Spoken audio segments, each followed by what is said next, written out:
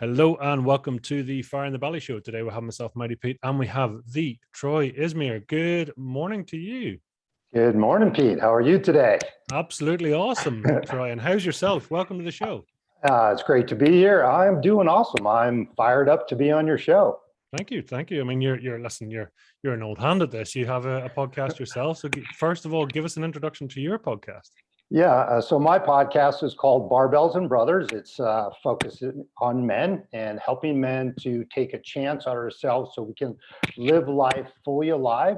And so just all kinds of guests. It's got definitely a spiritual focus, but we have all kinds of different guests on there. Sometimes I share my heart. Just was talking on my latest podcast about Simone Biles and what she's going through and how I could relate to her. And it's a big topic of conversation. And we talked about centering prayer a couple of weeks ago with a guest, and just also redefining what it means to be a man in this day and age. So just a really wide variety of topics. And so for me this morning to be on the other side of the podcast is interesting. I definitely a little out of my comfort zone because I'm normally the guy asking questions, but a lot of my work is helping men to really get out of our comfort zones because we can just settle into that life of complacency. So that's why taking a chance on ourselves is really important. And I'm sure after I do this interview, it'll be just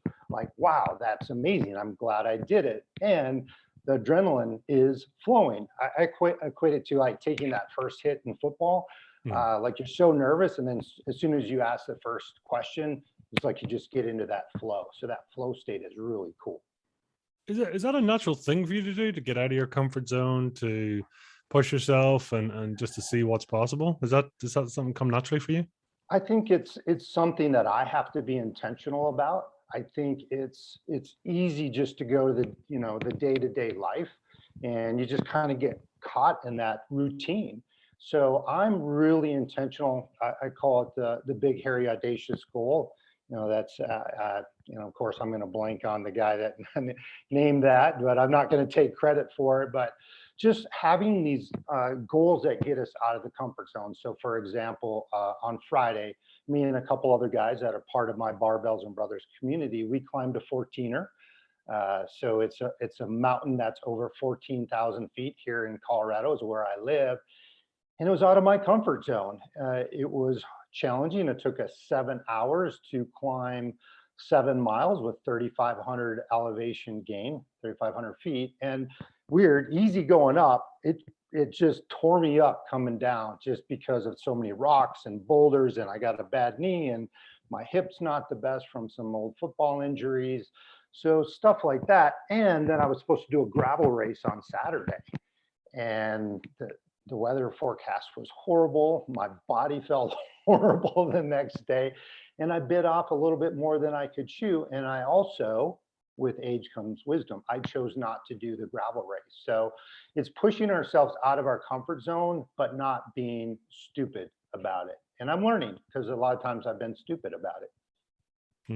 Well, it's knowing your limits. Is that the right thing? I don't know. I mean, it's finding the balance because, we talk about pushing our limits, right? So Simone Biles, right? Pushing the limits in gymnastics. Also knowing that mentally and physically she wasn't where she needed to be, and having the courage to listen to your body and on the world stage.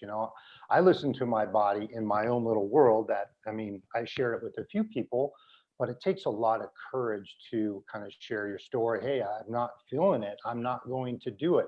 I'm going to be true to who I am on the inside. And most of us don't. We are trying to prove ourselves and perform for other people's approval. And that's one thing I've had to learn the hard way.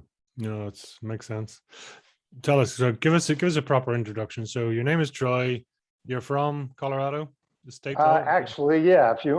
So I've moved a little bit. So Troy Ismir is my name, and so I live in Boulder, Colorado currently, and I'll share a little bit more of what I have in the works in the real near future around that. But actually, I grew up in Bismarck, North Dakota, probably one of the coldest places in the world. And yeah, I actually went to University of North Dakota in Grand Forks, which is like 75 miles south of the Canadian border. And so walking to school backwards because it's so cold out, it's 70 below zero. So yeah, I lived in Bismarck, North Dakota for about 23 years. And then I moved to the University of Utah.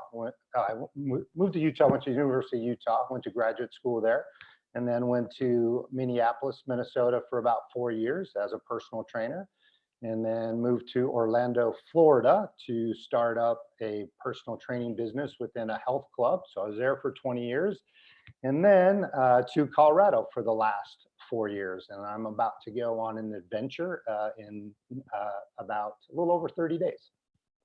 Wow. So you got the hell out of the cold anyway, that was for sure.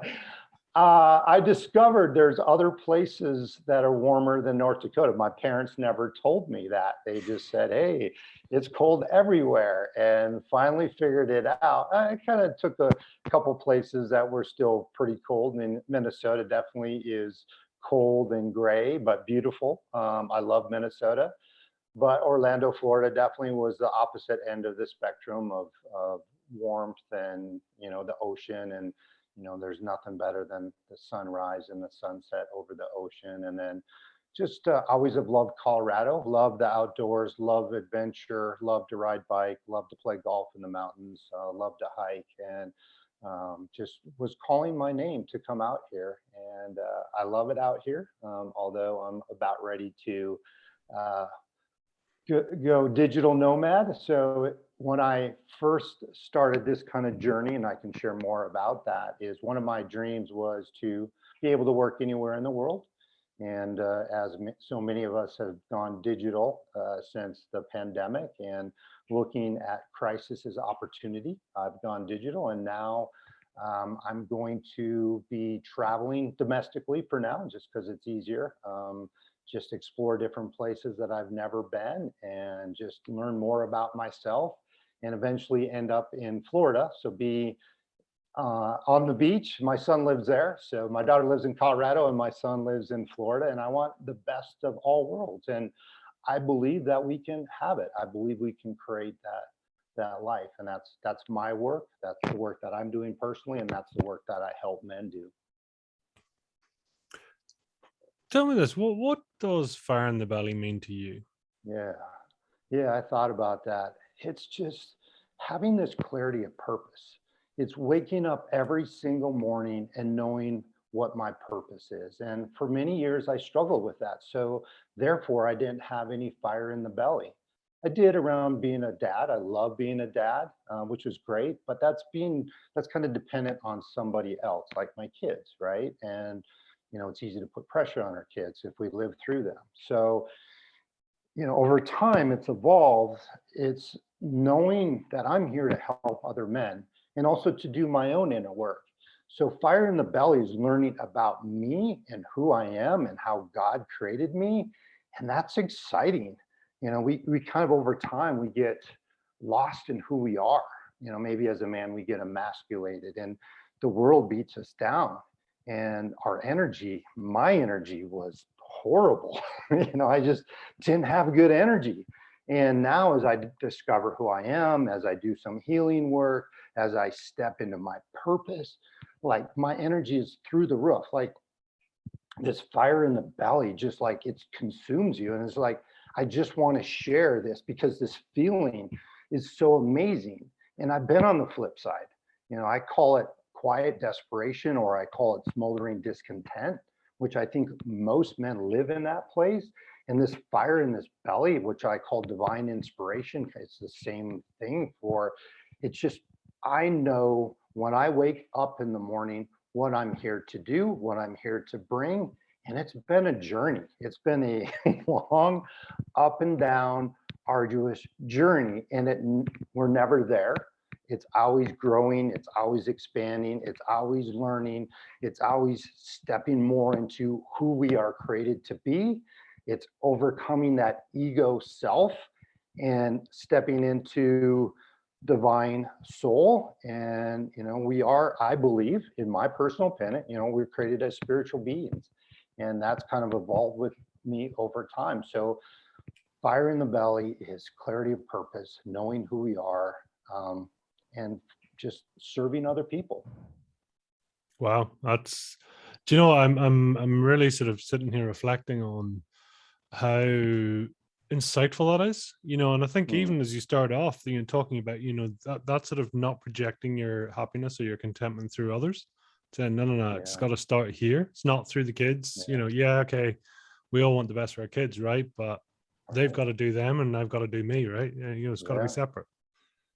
Yeah, it's easy to get lost in codependency, right? That's been Mm. part of my story, is this codependency of I had to be in a relationship to be happy, or things needed to work out a certain way for me to be happy. But just getting caught up in other people's stuff, like I needed a beautiful woman on my arm for me to feel good about myself.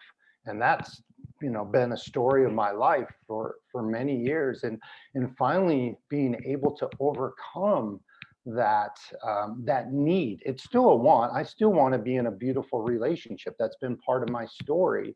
But I've learned to be happy on my own and not be dependent on anybody else. And I think that's one of our biggest battles in the world, is this codependency. And when we find joy on the inside, and we find it that we're happy no matter what. And yeah, I live in one of the most beautiful states in the world, I believe, in Colorado. And as I was on my walk the other day with my dog Oakley, and she's behaving so far, I just was like pinching myself. Like, there was beautiful mountains, just out in the forefront. I had the Boulder Reservoir over to the side. There was hot air balloons in the near distance, and I'm like, wow, this is amazing. I'm just so lucky and grateful to be able to live here. And then I went in my mind, well, what if it was all taken away? What if I had to go live somewhere where I don't have all this? Would I have the same joy inside? Because that joy was dependent on my environment outside of me. Yes, I was grateful for that moment, but I really just like, it just like kind of hit me over the head. Like, it shouldn't matter where we live. Like, it shouldn't matter, because joy is on the inside. And no matter what our circumstances are, and that's easier said than done, but finding that joy on the inside is a beautiful, beautiful thing. And it's been a lifetime journey for me. And it's still a work in progress, as it always will be. But it's finding that. And it's, again, I think that's fire in the belly. It's finding true joy on the inside, no matter what anybody says about us. If people hate the podcast and they don't like me, I'm learning to let that go, because I've been so dependent on other people's opinion of me. Like, it would be so up and down. Oh, you don't like the way I said something, I would be offended. And quite honestly, if I'm not speaking my truth and somebody doesn't like what I say, then I'm just being the nice guy. And that's how I showed up a lot. And it's not very powerful. Where are you at in regards to liking yourself and loving yourself?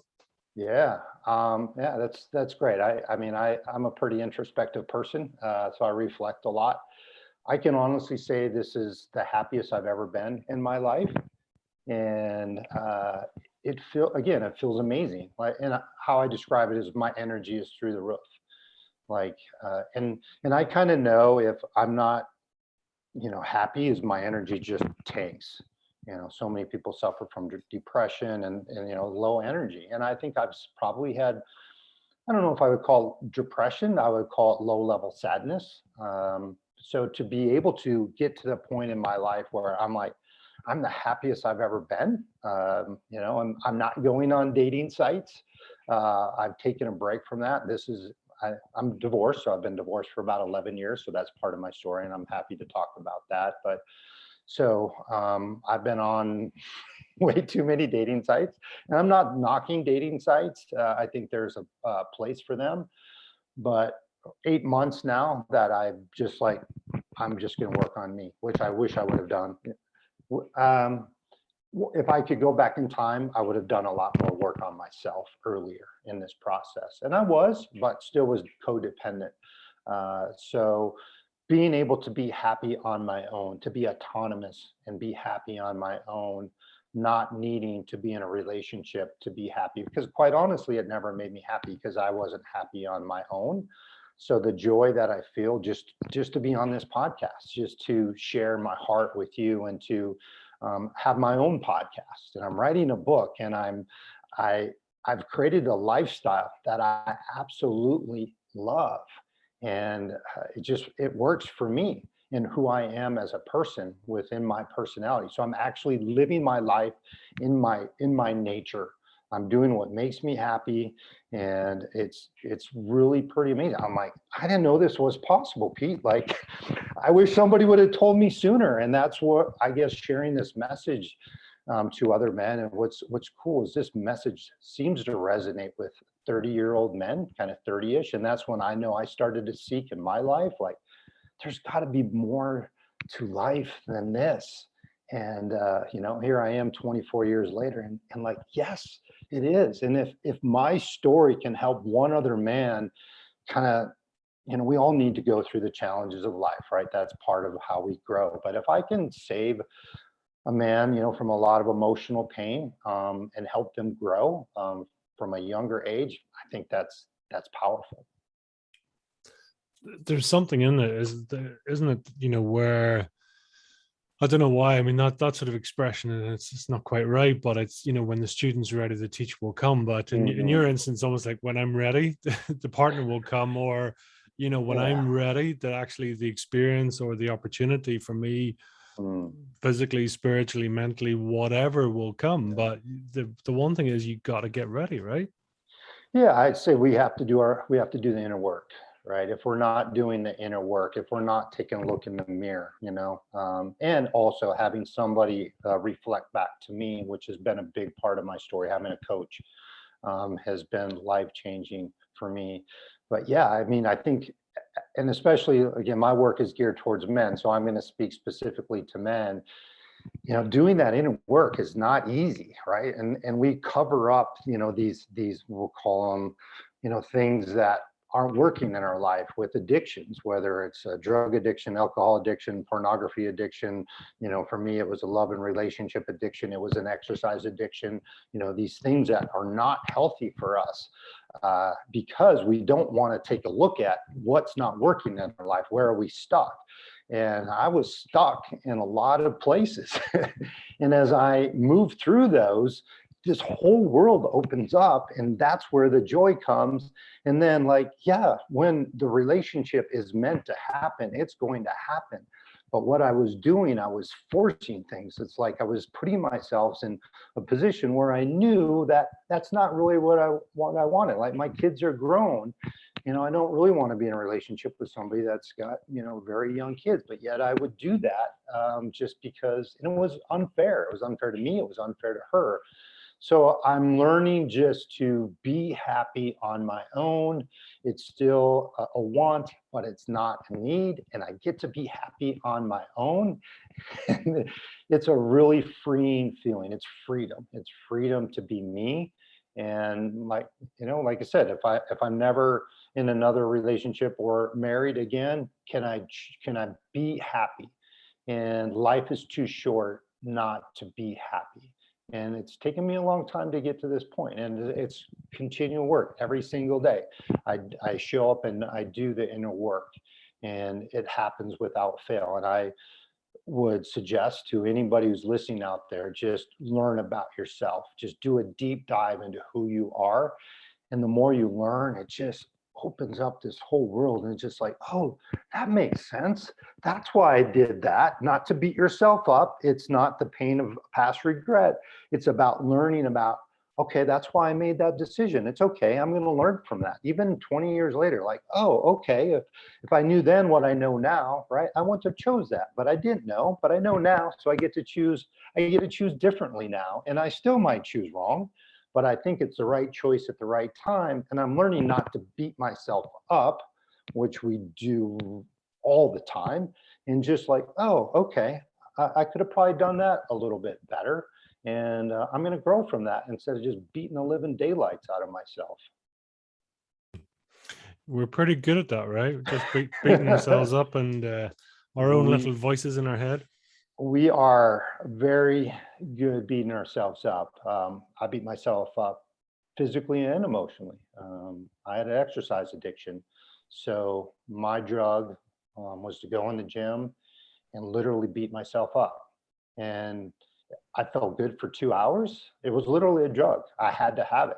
It was my fix. So I would go in the gym, and just going through a divorce or whatever, another relationship didn't work out. And the thing is, I got praise for it because it made me look amazing. Mm. I had this just amazing physique. And I would literally get out of there once my drug was over with, my time in the gym. I just kind of, I hit a low. I hit a low. It's just like that was a highlight of my day. And then I would have every tendonitis, whether it was my elbows, whether it would be my shoulders, my knee, be so sore, just be so hard to work. And, finally overcoming that exercise addiction. So that was one way how I beat myself up. And then, yeah, of course, emotionally, you idiot, why haven't you learned this by now? Come on, you keep doing the same thing over and over and over again. Why haven't you figured this out by now?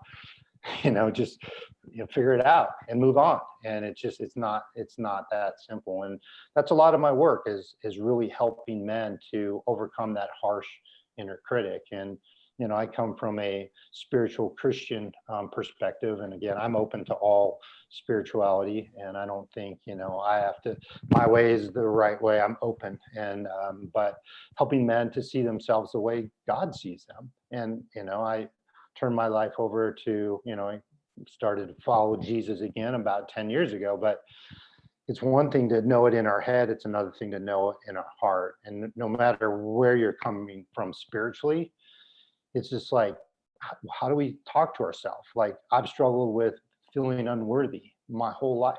And I'm worthy. I am worthy. I'm worthy of being loved. And just speaking that to myself all the time.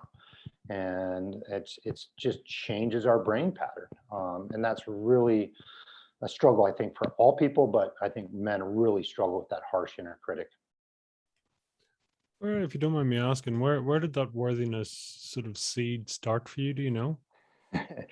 Yeah, that's a good question, and that's a lot of soul searching that I've done. And just to I'll share a little bit around that. And we kind of talked before we got on the show. It's like, part of my work is courageous vulnerability, is being open about my life, and then but also being balanced about sharing and how that impacts other people. So I just want to be careful with that. But I'll share a little bit about my upbringing, and that as I did my my best with my kids, and I know you mentioned you have kids.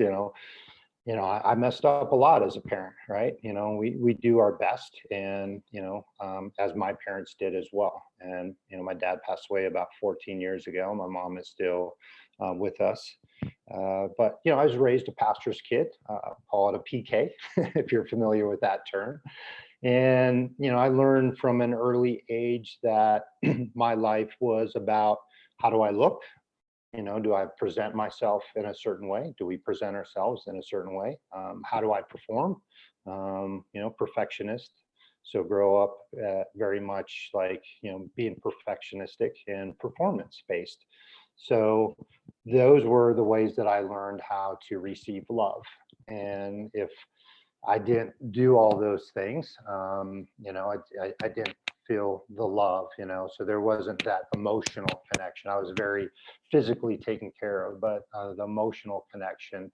And so somehow I got this message that, I wasn't enough for just who I was as a person deep down inside. So I learned, and we learn over time, we get really smart. Like, okay, I receive love by, if I look a certain way, if I perform, and if I'm perfect, that's how I receive love. And I was a great student. I was a great athlete, but there was something missing. And especially I think back to a time when I was going through puberty. For me, just a really difficult time. Like, going through these body chemistry changes, and I didn't have anybody to talk to. I didn't feel safe sharing this with my parents. And so I learned to stuff it, like all this emotion that I needed to come out and share. Like I had acne so bad, I had to go on Accutane, if you're familiar with that. And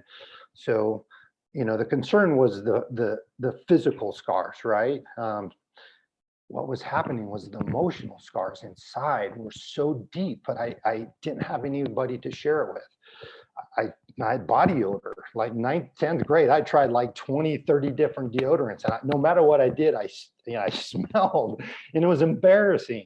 So I kept my arms down and I just made myself really small. I didn't have anybody to share that with. I didn't feel comfortable. I had to figure stuff out on my own. And I just think over time, I just accumulated. So then there was the rebellion, and then there was the overconsumption of alcohol. There was binge drinking. There was inner rage that turned into punching walls. I didn't punch people.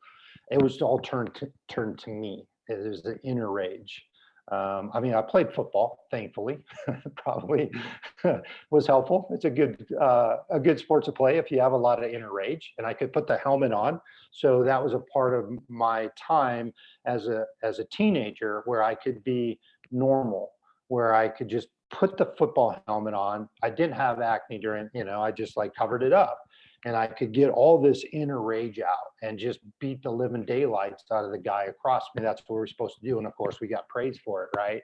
So again, all these things, physique praise for, football player athlete got praise for.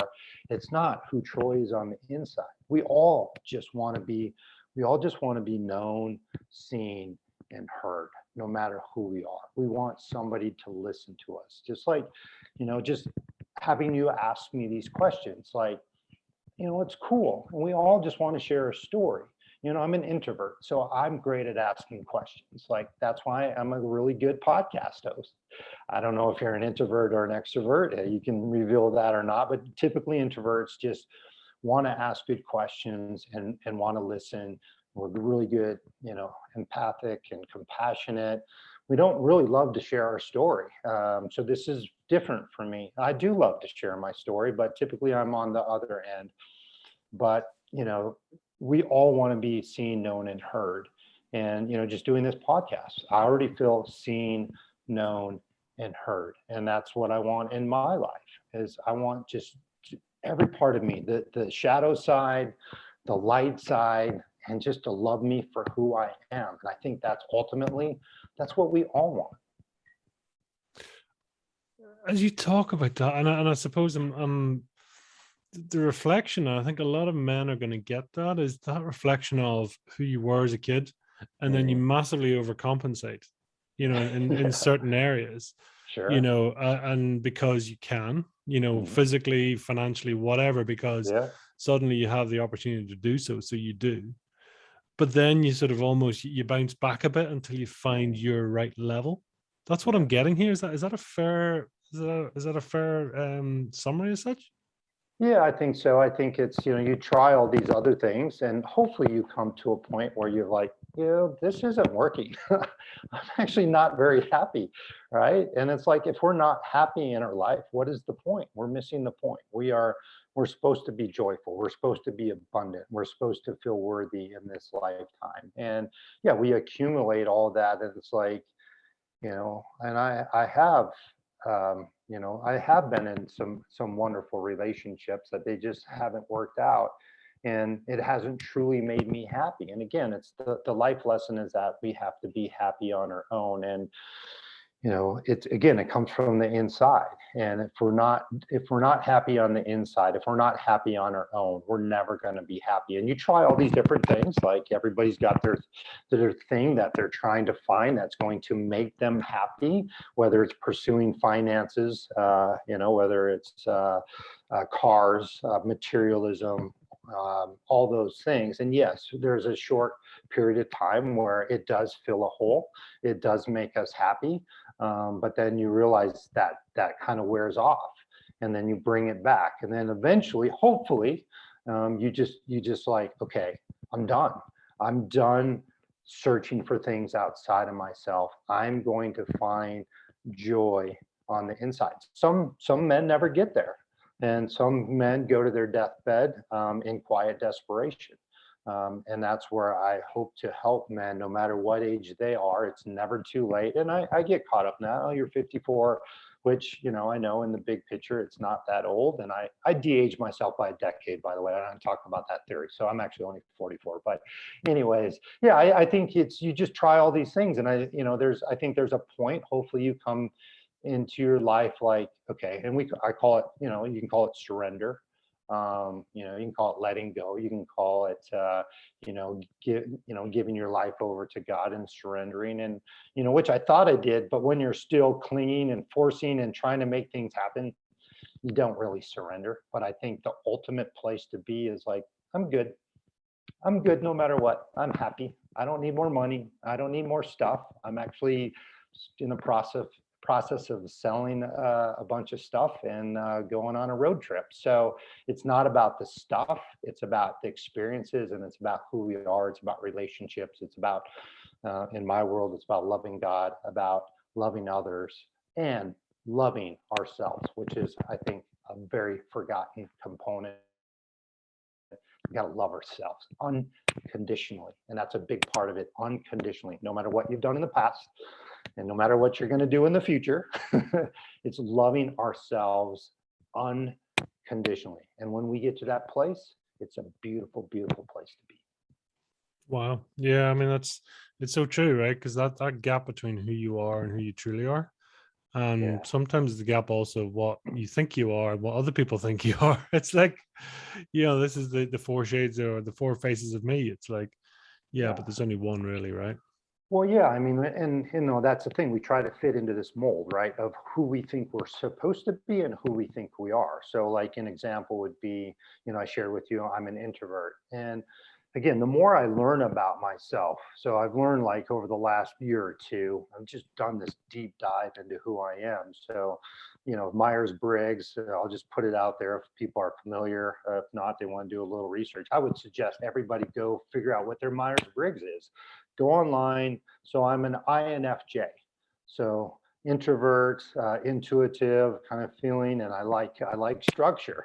Like I do like structure, and to know that about myself is really important. And also knowing that it's only about 0.5 to 1% of the population are an INFJ, and especially an INFJ male. So I've always kind of felt like a square peg in a round hole. That's kind of how I describe my life. I've been trying to be somebody that I'm not. I've been living outside of my true nature.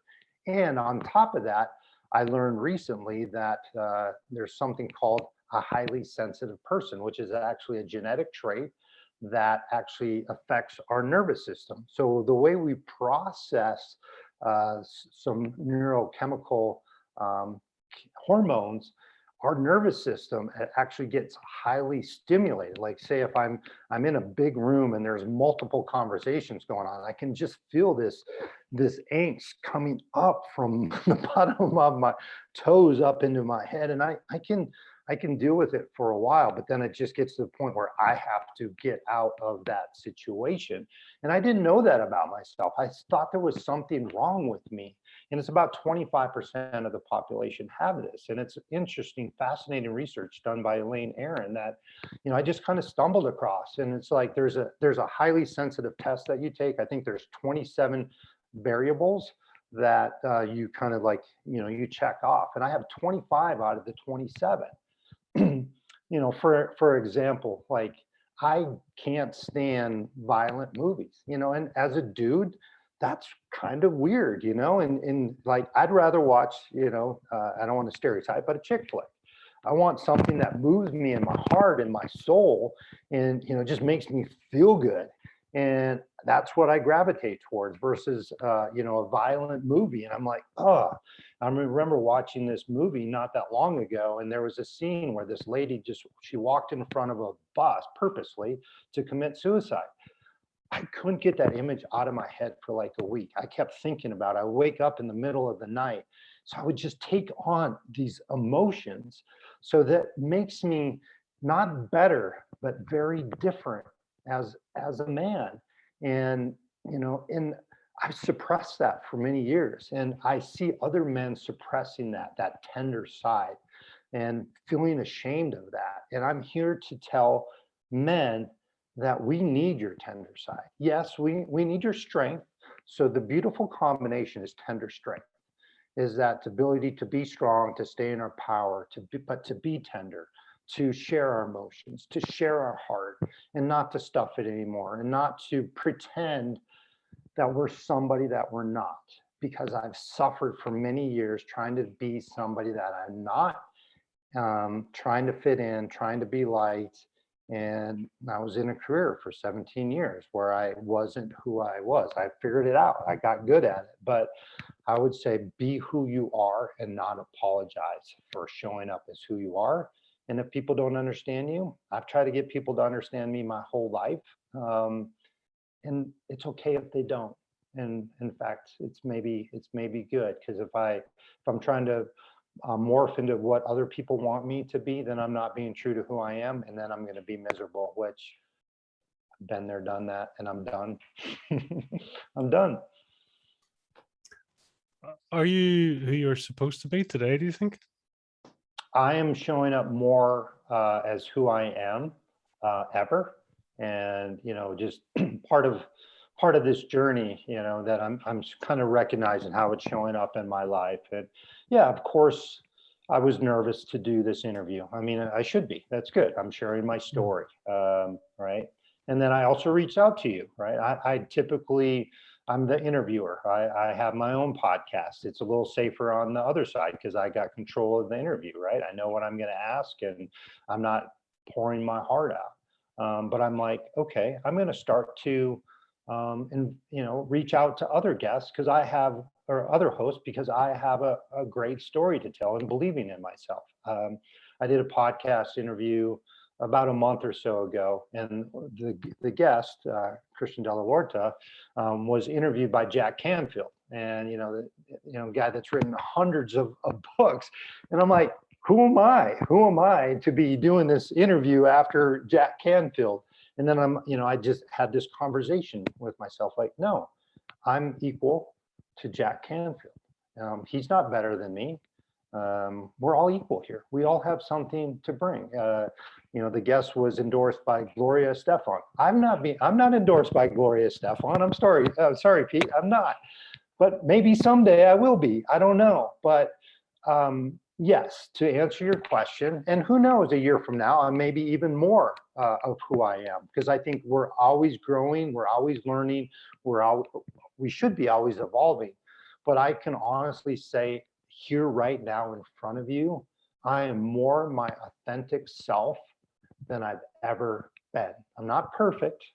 I'm still learning. And again, we may do an interview in a year and I might look back and like, geez, man, I've grown so much. Like, who was that guy? But right now, in front of you today, I can say, yes, I'm more true to myself than I've ever been, showing up as who I am, knowing that I'm worthy and that I'm enough, and not worrying about what anybody thinks of me. And I'm, as part of the mind starts to wander, like, okay, what if a podcast interview is terrible, and I'm never going to get another podcast interview again, right? That's two ends of the extreme, right? And like, no, this podcast doesn't define me. It doesn't define me. If you just like, it's not that great of an interview, I'm not going to even share it with my people. It's okay. It's okay. I'm doing my best. I'm showing up, giving you everything that I have. And that's all that I can do. And, just trusting the process. And it's letting go. It's surrendering and just being me, and knowing that's enough. And that's a powerful place to come from. That's fire in the belly. That's exciting. That's passion. That's having fun. Nobody told me we get to have fun in this life. I figured that out. Have you ever got to be this before, if that makes sense? I mean, did Mini Troy get to be this connected?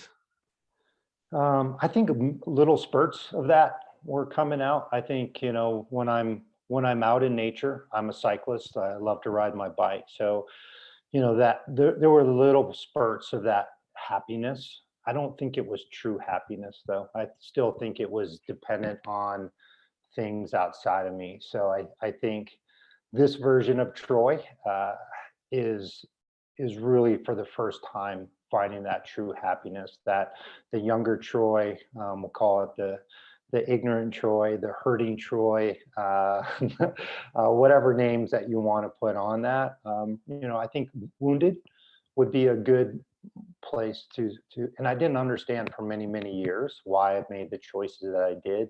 And as I do my healing work, I'm understanding myself. And I think most importantly on this journey is forgiving myself for the choices that I made. And I made them based on not being whole, and then also forgiving other people that have hurt me, whether they know it or not, just forgiving them. And I think until we step into our forgiveness, we're going to always struggle with showing up as ourselves. And it's a powerful message, and I feel that emotion when I share that, because so many people live in shame, unforgiveness, both of themselves and for others. And I think moving through that in healing is a lot of the work that we have to do, and it's uncomfortable. But until we do that, we're going to still constantly struggle with shame, guilt, and I see so much of that in men's lives. Whether they're Christian or not Christian, that we condemn ourselves, and that's not how it should be. We make mistakes and we learn and we grow, no matter who we are, no matter what we've done. And if nobody else, if you don't get anything else out of this podcast, come from a place of forgiveness, forgiving yourself and forgiving others. And I don't know what you walk through, and it's easy for me to say, and I don't know what you've walked through and what you've done or how you've been hurt. And people have been through horrible, horrible things in their life, and it pains me. But I want people to be happy. I want people to find the joy, because life is really, really short. I mean, it's already it's already almost September, right? Like it's just like life is a blink of an eye, and life is too short to be unhappy. Life is too short to live in quiet desperation. Just reflect on that forgiveness piece for us, if you would, Yeah. because I mean, that's going to be a bit of a foreign concept for some people. Sure. Especially if someone's done something against you, you're like, well, I forgive you. It's like, well, some may say that's not your place to forgive per se, or vice versa, I suppose. I mean, it almost seems counterintuitive, right? You sort of go, well, why would I forgive them? In fact, I'm going to hang on here till I get an apology, right? But you go the other way. So talk to us about more forgiveness. Yeah.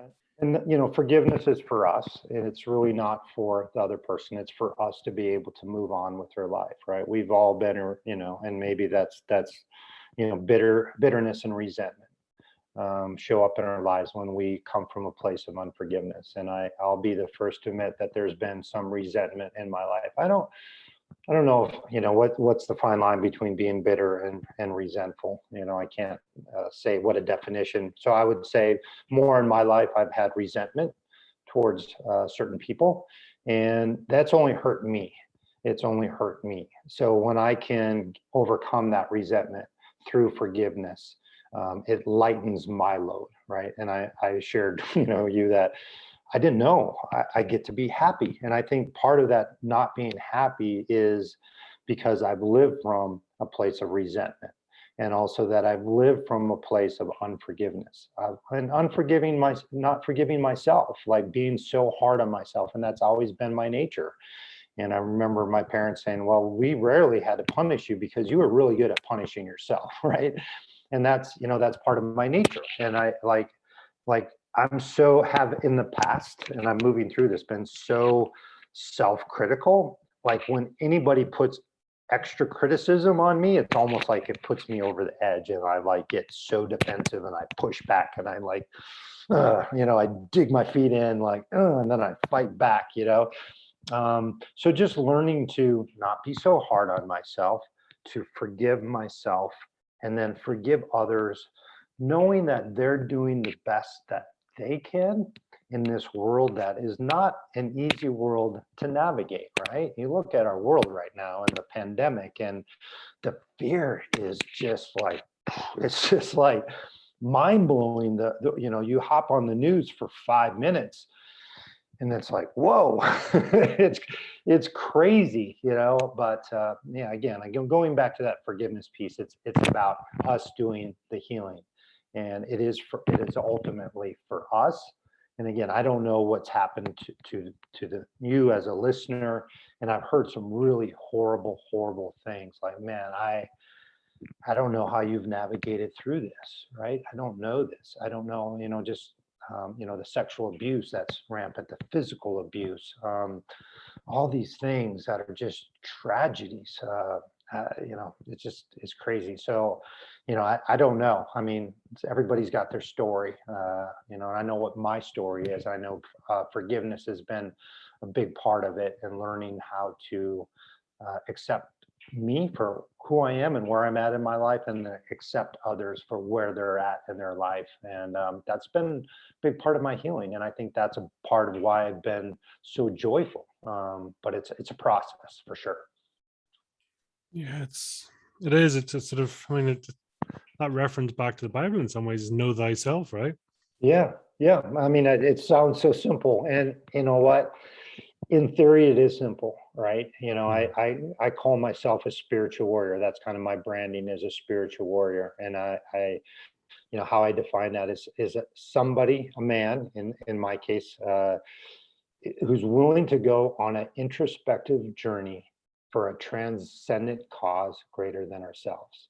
So the first part of that is introspective journey, looking at ourselves, all of ourselves, the shadow side, the good side, and then what is a transcendent cause? What is our purpose that is greater than ourselves? It's not going on an inner journey just to go on an inner journey.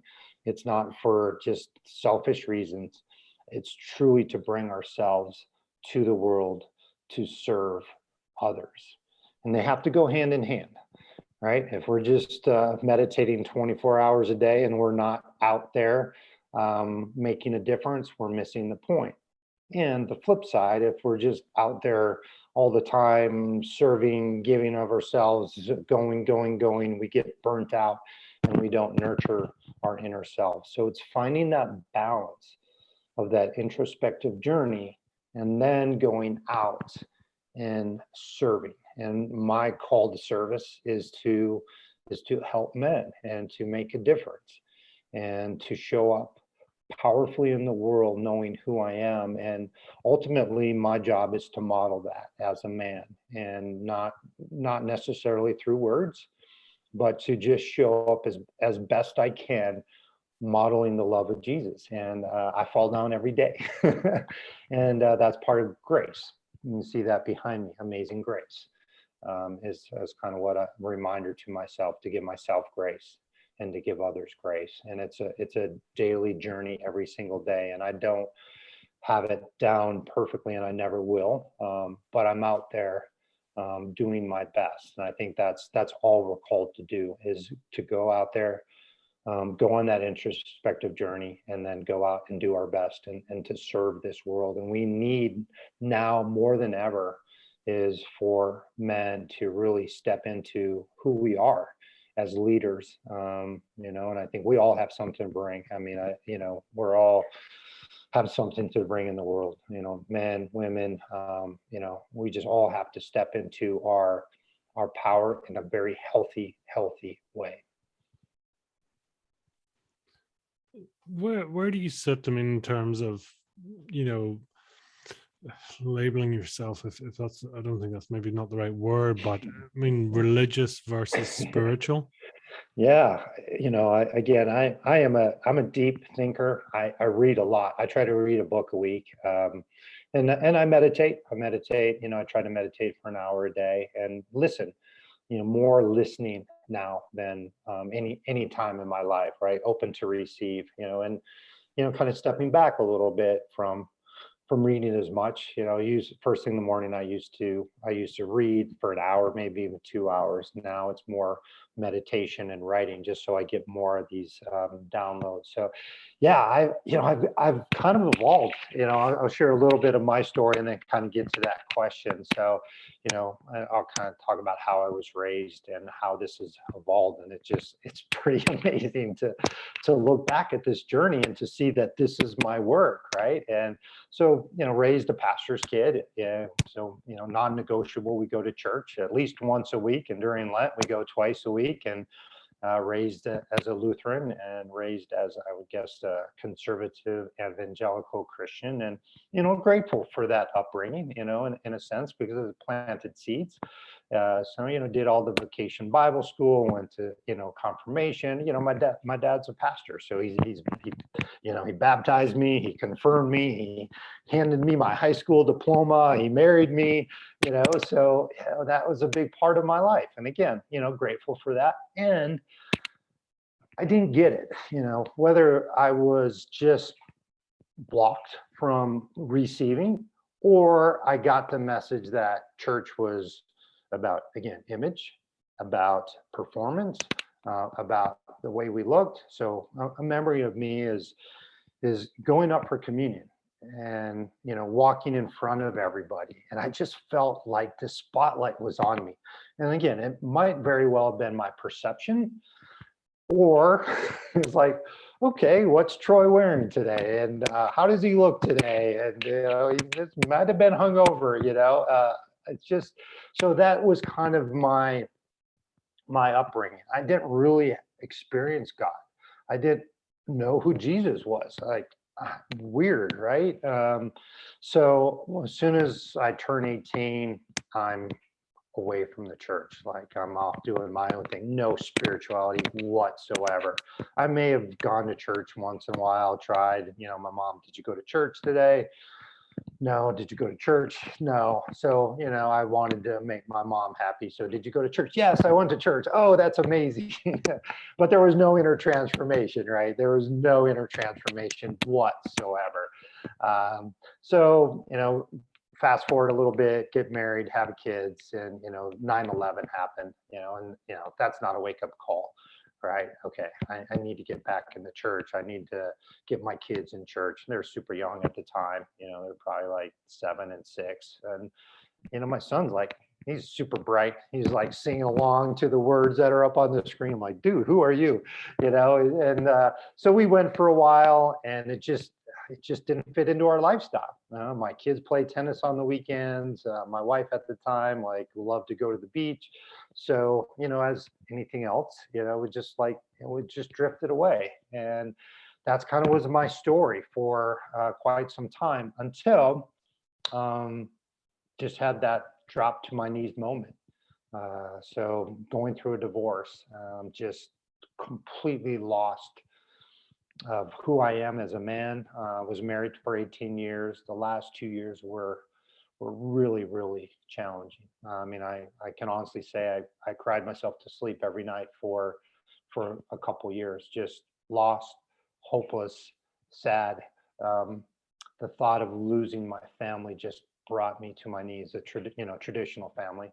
From a divorce standpoint, we're still a family, just a non-traditional family. And so I just dropped to my knees, and I knew I couldn't go through this on my own. I knew that I needed something bigger than me to get me through this divorce. And that's when I just okay, God, I've I've never experienced you. I've been, taught, who God is. And I guess I've kind of seen God as outside of myself for most of my life. Like, he's out there checking up on me, making sure I'm, going to church, making sure I'm reading the Bible, make sure, I'm a clean cut guy, so that was my image of God. And, so I've been seeking now for kind of the last 10, 11 years, and trying to find, back to your original question.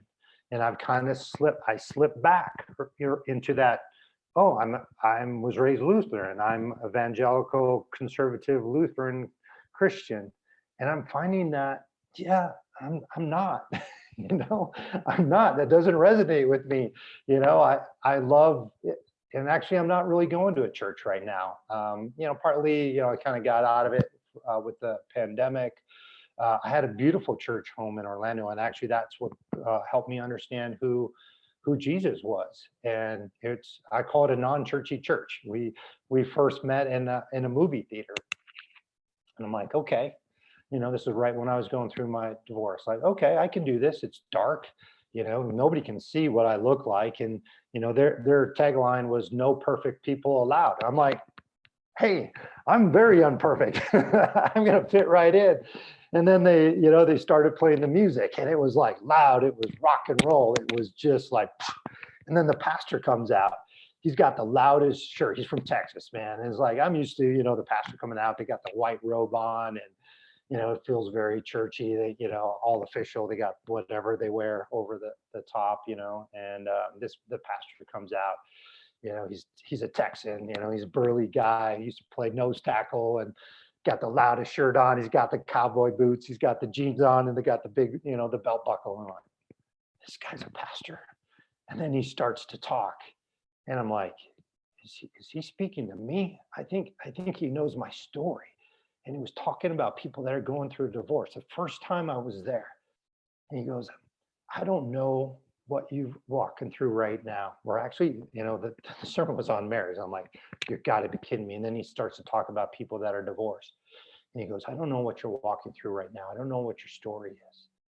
But whatever pain you're feeling right now, whatever your pain, and I was in so much pain. I was in so much pain at the time. He goes, feel that pain, feel every ounce of that pain, and use it to do good. And I can honestly say that has been one of the most impactful things that I've ever heard in my life. And this pastor has become one of my best friends. He became my mentor. I was his personal trainer for a while. So I was his physical mentor. And actually, we talked a lot about spirituality. And he was actually going through a really difficult time in his life, where him and his wife were separated. And I share that because he shared that with the congregation as well. But that really, he helped me understand who Jesus was, and that I could actually experience Jesus. So I've gone through a lot of different readings. I've gone through wisdom school. I've read. I landed on a Franciscan priest, Richard Rohr. I don't know if you're familiar with him or not. I'm like, the journey has been crazy. I'm studying what Buddhism is. And, so I've landed. So to answer your question 10 minutes later, and we can dive more into it if you want, but so I'm a contemplative, which means I'm really introspective. I reflect. I just reflect on things. I read something. So contemplative. I do believe there's value in Buddhism. Buddha's not my God, but I do believe that there is a spiritual path to understanding suffering, getting out of suffering. And I am a Jesus follower. I believe Jesus is the ultimate spiritual warrior. I got a tattoo on this arm that says spiritual warrior. And Jesus is my model as a spiritual warrior. So I try to model my life after him. He's revolutionary. He came to love all people, and I was just reading in, a book I was reading last night, that he loved the outcasts, and that's what he was here to model, that love. And that's what I'm here, I believe, as well. And I am Christian. That is where I'm coming from as a Christian. So, so I think it's time for a drink of water for me after that. But it's been a huge part of my journey. And I say, kind of, you can ask questions after this, but I had to lose my religion to truly find it. And I feel like I'm truly stepping into my true spirituality.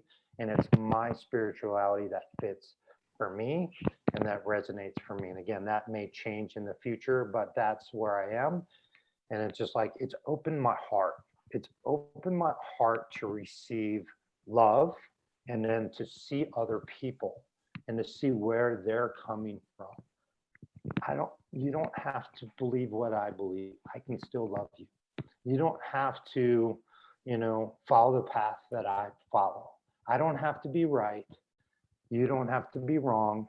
and vice versa. And that's how we can change the world. It's so simple, Pete, but yet we're not doing it. That introspection, it's gosh, it's so powerful. And right, what you were saying there, I think what I sort of picked up on for me maybe was the difference between, there's your father, he's baptized you, he's married you, he's done the whole thing. It was all given to you. But Yeah. the difference is when you don't necessarily get it, I think there has to be a give and a receive, if that makes sense. And Sure. until you're ready to receive, you're just throwing it against the wall, right? It's Right. nothing's going in. You got to be open. Yeah. Yeah, I think that's 100% right. And I think when I dropped down on my knees when I was going through the divorce, that's how I believe God gets our attention sometimes through that. He's always knocking on the door, and when are we going to open that door? And unfortunately, a lot of times it's through suffering. And I finally was open to receive.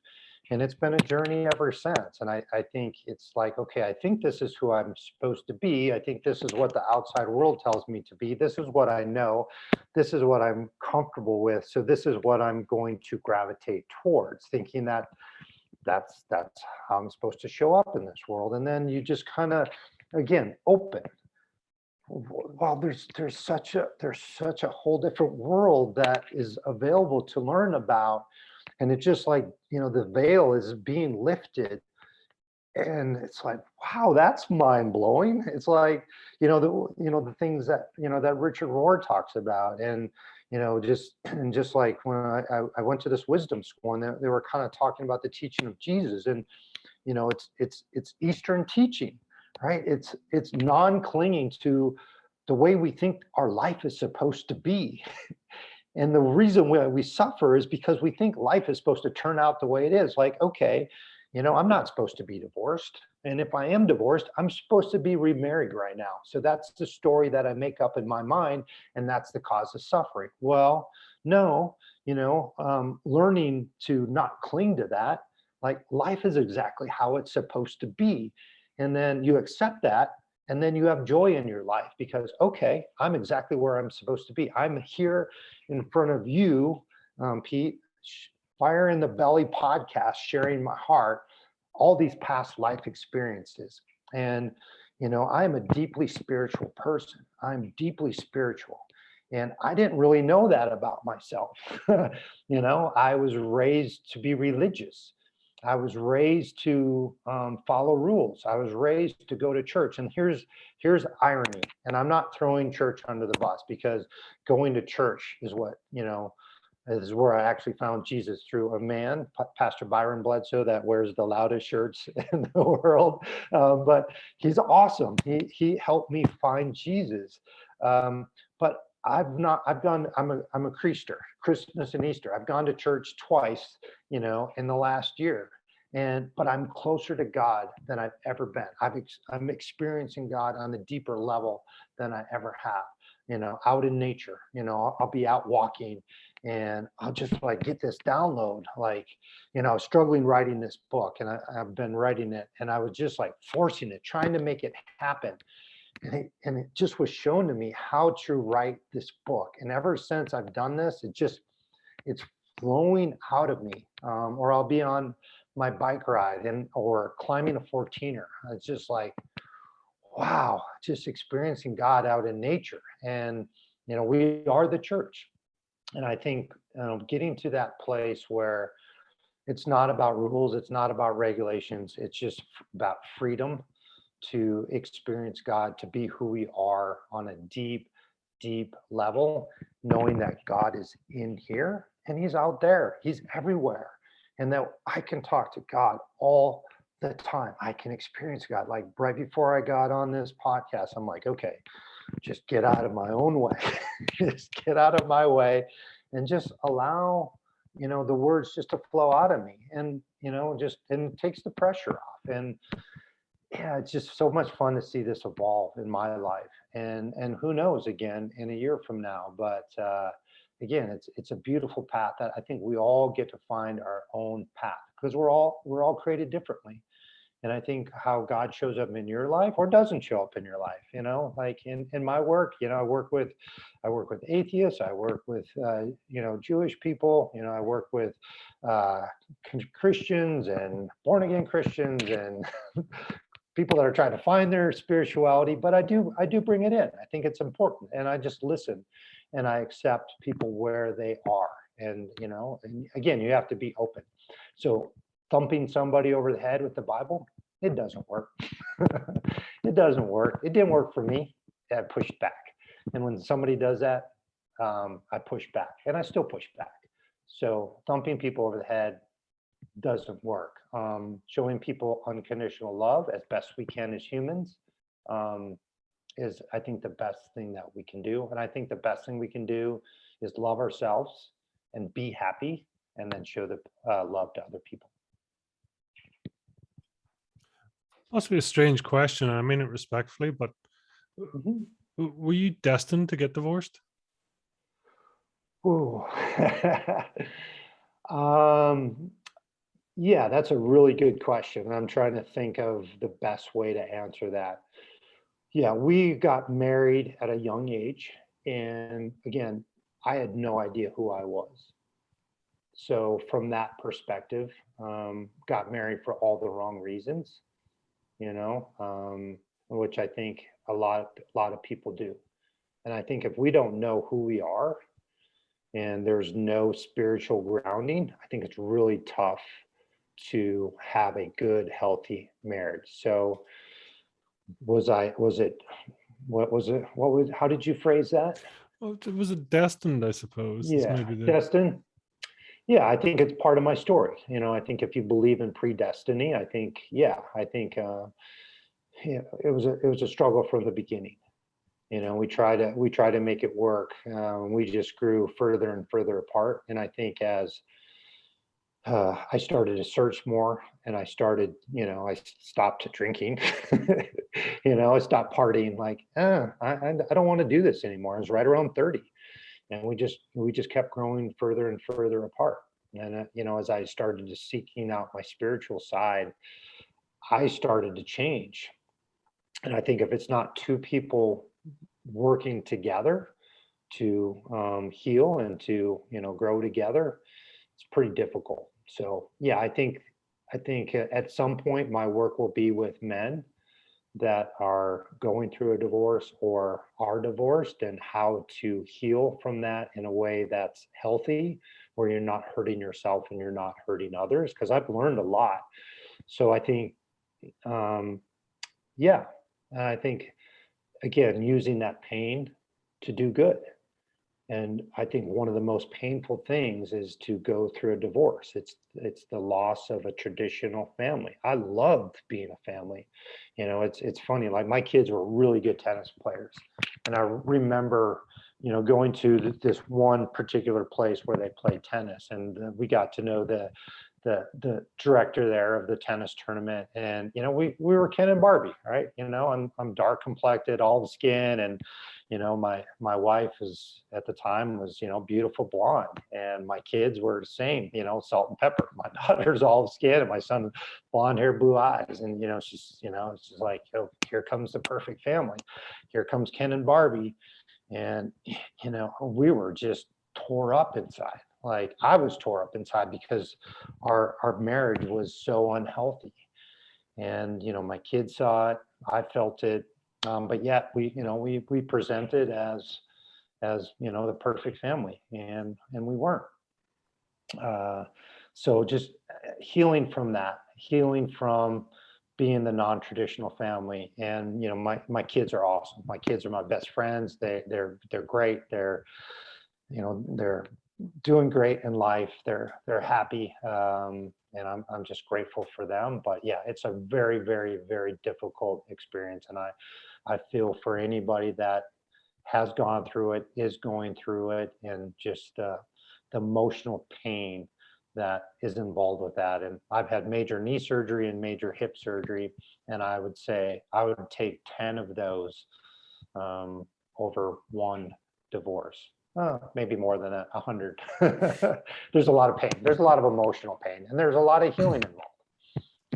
I mean, do you subscribe to that sort of saying, or sort of view where people say, from your darkest hour comes your brightest moment? Do you think there is a connection? Yeah, I think for sure. I mean, I think going through that has really started my path to radical inner transformation. And without that, I don't know if I would have gone on that journey. I mean, we get maybe complacent, like, oh, my marriage is okay. I have a good job. I'm making good money, and I think we completely settle, right? And what I tell people that are struggling in their marriage, like, the grass is not greener on the other side. The grass is not greener. So do whatever you can to save your marriage, right? And fight for it. Go to counseling, but it does take two people to want to work together. And one thing I say is, like, I stayed in the marriage for the kids, and then I got out for the kids because uh, I wanted to model what a healthy marriage was. So I think out of that darkness, out of that really difficult time, light has come out of it, and I think it's helped shape who I am as a man, and it's helped me understand the process that I needed to go through to step into who I am as a man, and being emasculated, um, losing who I was as a man to see where I am now is part of my journey, and starting to learn, what does it mean to be a man in this world, and what does it mean to be a spiritual leader. Out of that darkness, I'm understanding that, and now if I can help men to take this journey in a way that isn't quite as painful for them, I'm all for that, and I'm kind of waiting to see, how does that evolve, how does that open up, and I'm open to, if that's my work, and right now I'm just open to see, okay, God, bring me clients, or bring me people that I can help, and it's just like, being shown my work, and again, it's just every day I'm being shown more and getting more clarity on what that looks like. Do you think in general people get you? I'm sorry, what was that question? Do people get you? Do people get me? Hmm. Do people get me? I don't know. I think I'm different. Again, not better, but um, I think going deep. Not everybody's in a place to go deep, so I think it scares people. I think it scares people to look in the mirror. And I'm a guy, like, I'm wired to go deep, and not everybody gets that. And I'm wired to really be introspective. I'm wired to read deep stuff. And I'm wired to ask questions. Like, I want to know about you. And I think people that are attracted to that, want to do the work, and a lot of people aren't ready. So from that perspective, no, not everybody's going to get that. Not everybody's going to want to read Richard Rohr. Not everybody's going to want to go to a wisdom school. I went to a silent retreat for 3 days, and no talking for 3 days, and I was just like, it was one of the best experiences of my life. Are people going to get that? Probably not. Why would you go to a silent retreat? Why would you pay money just to sit there? And I'm like, well, I mean, it was amazing, just to slow down and to take a breath and not have your phone or your computer on, and you got deer running around your, I was laying in a hammock, and the food was amazing. I was just like so energized. And people might not get that, and I can't wait to do another one, and it's okay. I don't need people to get me. I want to work with people that want to go on this deep, deep journey and want to feel fully alive.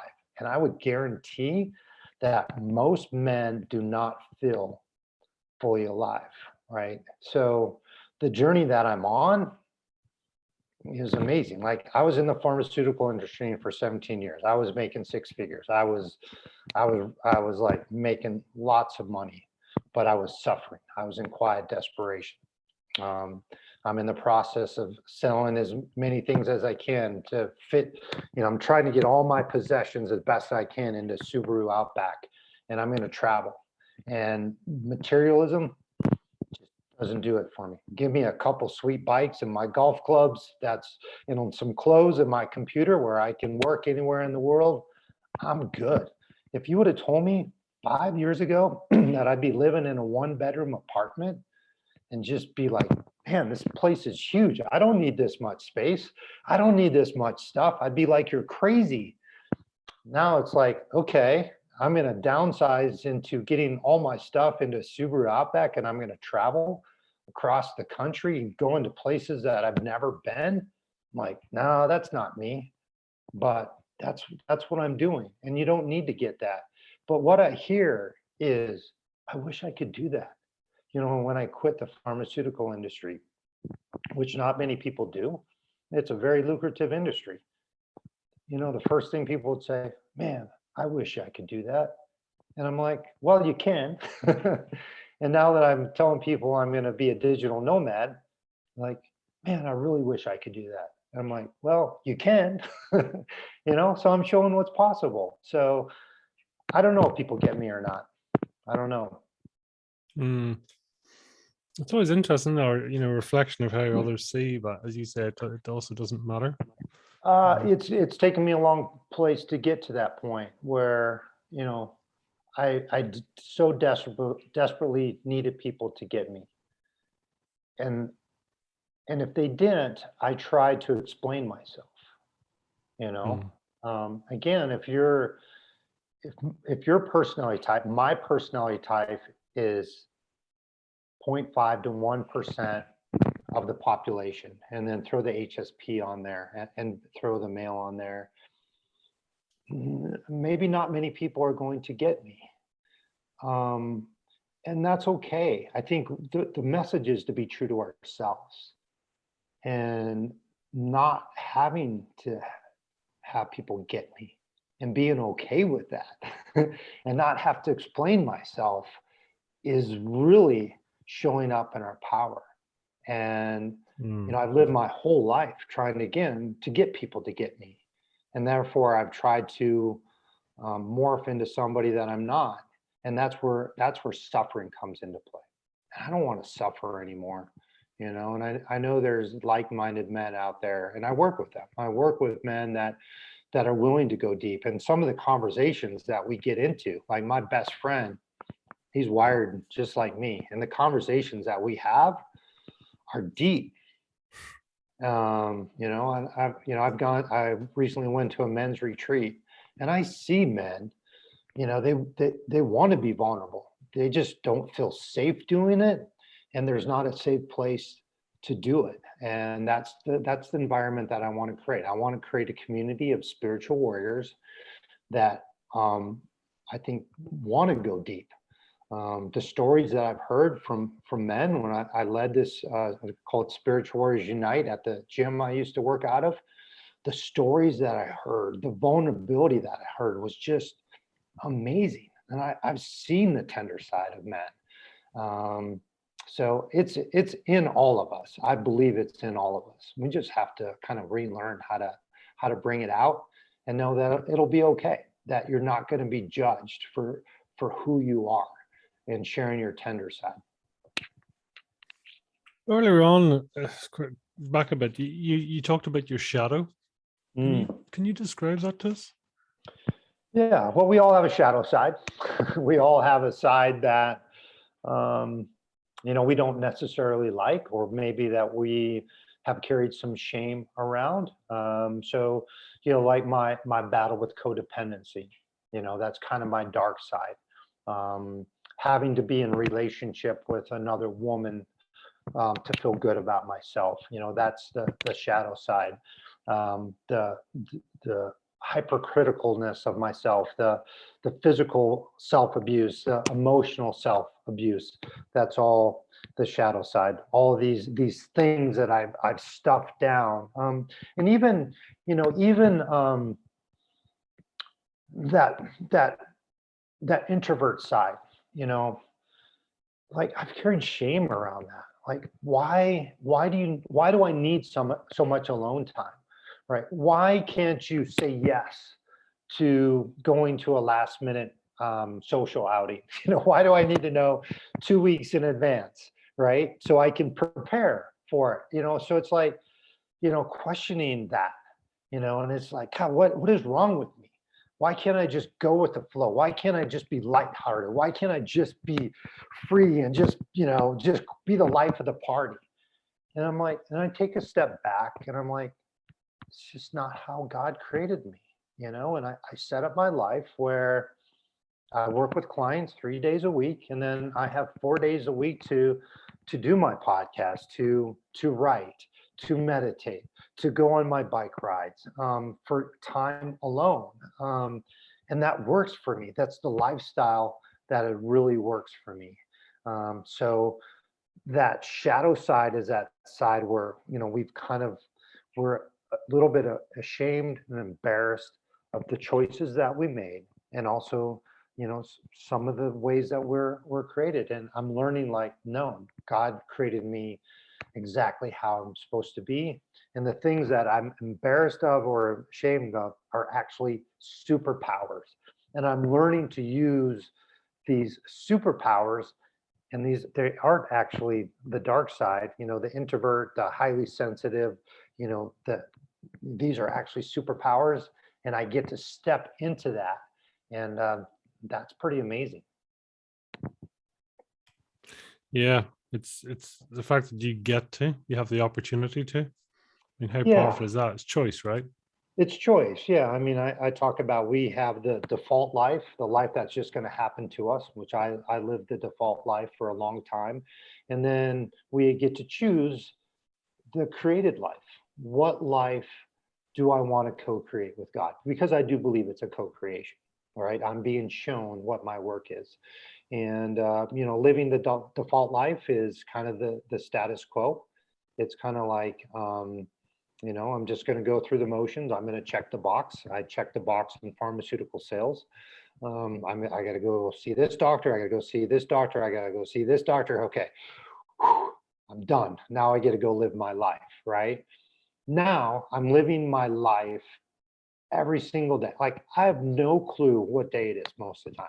Like, thank goodness I have a calendar. Like, every day is Friday for me, and that's the life that I've created for myself. And it was a process that took time.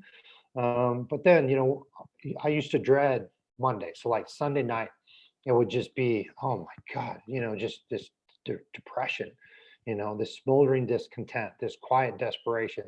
Like, Sundays are, I love Sundays. I love Mondays, right? Because Mondays are a day of just creativity, and I get to create, I get to write, I get to, meditate, I get to go for bike rides, and it's just amazing. And then I get to bring my best self on Tuesdays, Wednesdays, and Thursdays with my clients. Like, I have so much energy, and I know if I did that 5 days a week, which I've done, I'm not going to show up as my best self. And even, I was working with early morning clients, and I stopped doing that. Like, now I get to go to bed when I'm tired, and I get to wake up when I'm rested, outside of when I do a podcast, right? So I'm in my natural circadian rhythm. And how many people actually live in our natural circadian rhythm? I don't have to set an alarm unless I'm doing some adventure, or I have like something special like this. And I'm like, wow, I'm actually rested. I actually feel alive. And for a lot of my life, I've just struggled with, fatigue and not getting enough sleep. And, here I'm talking about living a healthy lifestyle, and I'm exhausted. So again, we get to choose, we get to create. And I think the biggest chance we take on ourselves is getting out of that safety and comfort and taking a chance on ourselves to live the life that makes us feel fully alive. And most people don't do that. It's, gosh, just reflecting there, and it's, as you say, in the corporate world or the job, it is that the deadly drug of okayism. Yeah, It's well how's said. life? Yeah, good. It's like, Yeah, God, really? It's yeah. good. Is that what we're aspiring to? Is that it? It's on reflection. I think once you've come through, and I don't know, I kind of have a view that, listen, it's probably, in my view, less than 20% of the population actually get to experience it. Mm. Unfortunately, I just think that's just the way that it goes, right? Yeah, I think it's a small percentage of people that are really feeling fully alive, and it Mm, doesn't have to be that way. And I look back, my career, multiple careers, but the last 4 years I've been an entrepreneur. I left a six-figure job to go on this adventure, and it's evolved, and I'm like, I can't imagine doing anything other than what I'm doing. And I'm grateful for all the experiences that I had. I mean, I worked at one of the largest, most prestigious health clubs in the country, and it was a great experience. But I knew that wasn't for me. I was in pharmaceutical sales for 17 years, and I learned a lot. Beautiful people in this industry. I mean, I did infectious disease, so helping with hepatitis C and HIV, and I know I helped save people's lives, which was great. But it was also outside my true nature, and to take that chance to give up the company car, the 401k, the pension, the health insurance, the six figures, it takes a lot, and I wouldn't go back to that for anything, because I have freedom. I have freedom to be me. So I call it radically free to be me. I am in my true nature, doing what I meant to do. I was not in my true nature in pharmaceutical sales. I got great at it because I'm a great listener, but I was overwhelmed whenever we went to pharmaceutical meetings, like sometimes 4,000 people in a meeting, and walking into a room where there's hundreds of conversations, just like, it freaked me out. I was exhausted at the end of the meetings, and it was outside of my nature. Now I work from home. I have tons of time freedom. And I think that, time freedom for me is a beautiful thing. And I'm working on financial freedom. And I believe in abundance. And I believe, I will make the money that I did in pharmaceutical sales doing what I love. And I don't need a lot of money, but the more people I serve, the more money I make, and the more I can give back. And so I believe in abundance, time abundance, financial abundance, and doing what I love. And I love seeing men's lives transformed. I love to see men, change their job, get out of the job, and then see, like, wow, see what's possible.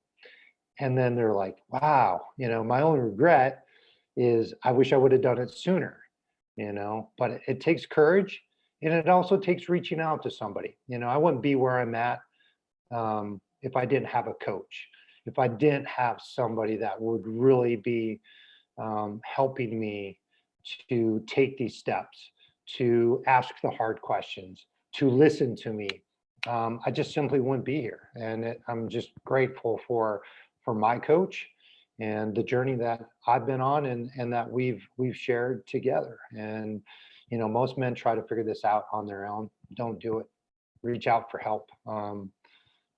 Whoever it is, it's really important. It's a core value for most, right? I mean, it is love and connection. I mean, and that connection is where, for yourself, the barbells and brothers, it's kind Yeah, of going, guys, let's talk, let's connect, yeah, let's, you can talk anything from the good, the glorious, to the downright vulnerable, right? It's the whole lot.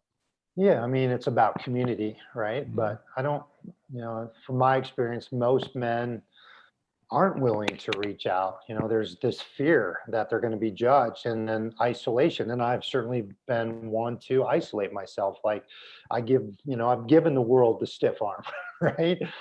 Don't talk to me. And that's because I wasn't healthy. That's because I wasn't whole. That's because I was trying to conserve energy because I didn't have that much energy to give. But yeah, you're right. It is about community. It is about relationships, and just, hiking a 14er with two other guys. It would not have been the same experience if we weren't doing this together.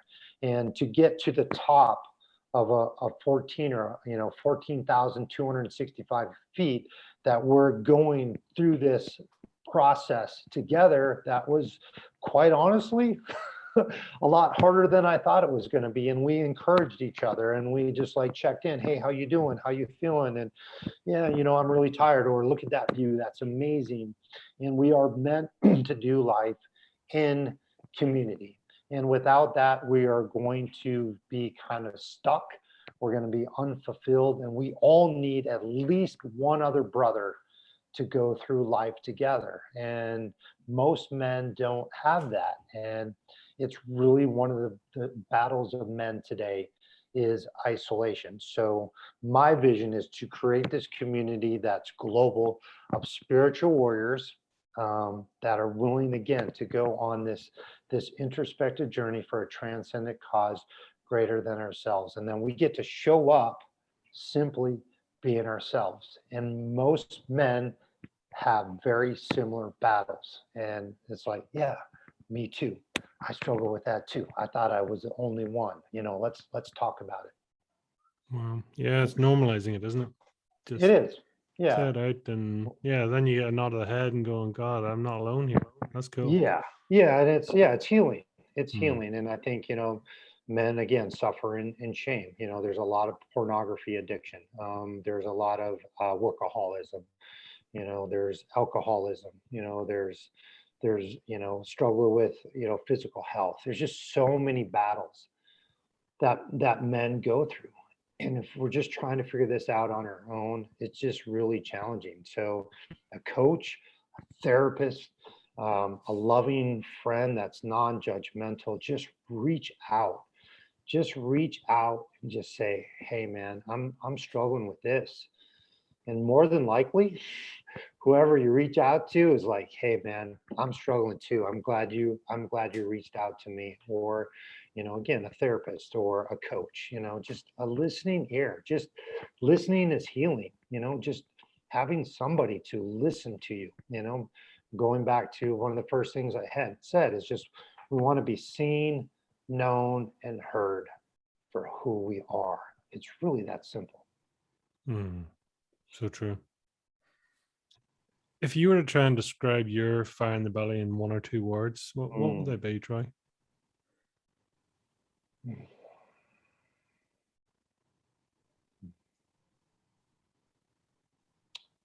Radical freedom. Wow. That's definitely a first, and it's powerful, really powerful. Yeah, radical freedom. And I think we all get to choose that. And I think when we're radically free, we have fire in the belly. And that's when we show up powerfully. But yeah, it's just, I've been exploring, what does freedom mean, and what does freedom to mean to me? And it means radically free to be me, and back to, do people get me? And that's not up for me. That's out of my control. And learning to, my journey is my journey. Your journey is your journey, and it's okay. And quite honestly, I don't need anybody to get me, but I do need me to be radically free, radical freedom. And that's when we get the joy. That's when we get the peace. That's when we live a life of passion. And that's when we live life fully alive. And I want that for everybody. And that's when we change the world, when everybody shows up with fire in the belly, radically free to be themselves, to serve at a high level. Wow. Tell me, where can people learn more, hear more, track you down, hunt you down, stalk you? Any of the above? Yeah. So barbellsandbrothers.com is one way to find out. I have a membership site that you can join. You get a 2-week trial to give it a shot. It's integrating faith and fitness. So it's really do a daily devotional. I do a workout of the week. I have a forum where we can really kind of share our heart. So, check that out. So barbellsandbrothers.com. You can also troyismir.com, just a little bit more about me, my bio, my coaching, one-on-one coaching, helping men get out of their comfort zone. I love to challenge men to do a big physical challenge, and to not really accomplish the physical challenge, but to really grow spiritually. So I'd love to bring that in as part of the coaching. And then also social media is, just look for Troy Ismir. That's ISMIR. That's on Instagram, Facebook. I'm still trying to figure out the whole social media thing. And then podcast is Barbells and Brothers, and just all kinds of different topics. Love it, love it. So tell us, what final message would you like to leave with the listeners? Yeah, just I think take that chance. Take that chance on yourself. Get a little bit out of your comfort zone, and if you're not feeling fully alive, in whatever area that is, you might feel fully alive in one area, you might not feel fully alive in another area, but by all means, start to take a chance on yourself. And maybe the biggest chance you take is to start to do the deep inner work. I think that's a great place to start to do the deep inner work. Find somebody that you can go through this process with, and then start to take that risk. Just get out of that comfort zone. Reach out to Mighty Pete from Fire in the Belly and be on his podcast like I did, and to share, that was out of my comfort zone, so whatever it is for you, and just, we are meant to be happy in this life. We're meant to be joyful. And if you're not joyful, if you're not full of energy, if you're not full of passion in your life, that is possible. So start to find that, and find that deep, deep, deep inside yourself. Wow, so powerful. Oh, I love it, I love it. Troy, it's been absolutely awesome having you on. Thank you so much. And I have a funny feeling we will talk again, but listen, for now, thank you so much. Well, thank you, Pete. I honor you. I honor your journey, and I honor, you bringing this podcast to light, the Fire in the Belly, because I think it's truly transformational. I know what you do is not easy, but for you to show up powerfully and asking those great questions, I honor your journey. So thank you, sir. Thank you, Troy. It's a pleasure.